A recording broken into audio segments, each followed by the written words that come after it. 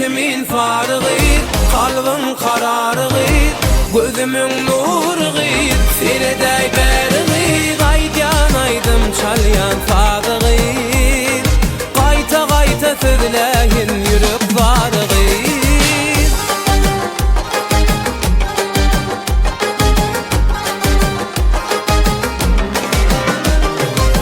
Denedim perim seni cana, geregim koyma sen armana, men pervana, örüm saçlın, sipayın yol berey bana. Eğri kalan kaşlarıma, beri kara gözlerim, küncü küncü dişlerime, sözlü söygü sözlerim.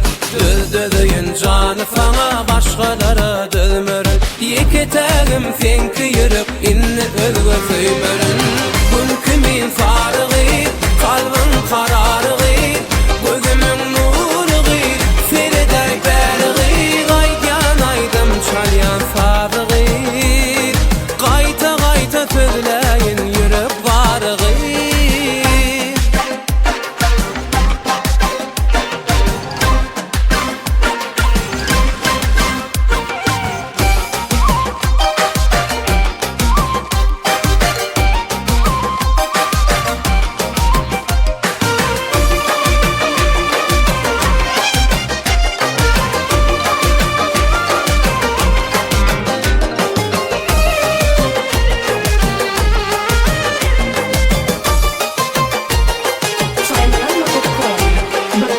Geregim karıştırma beyle, bir cevap sen bana eğlenme.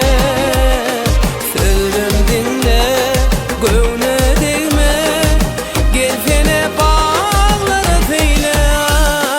Eğri kalem kaşlarıma, beri kara gözlerim, küncü küncü dişlerime, sözlü söygü sözlerim. Öldüdüğün canı sana, başkalara dölmörün. Yeketəgim sen kıyırıp, inni özgü söymörün.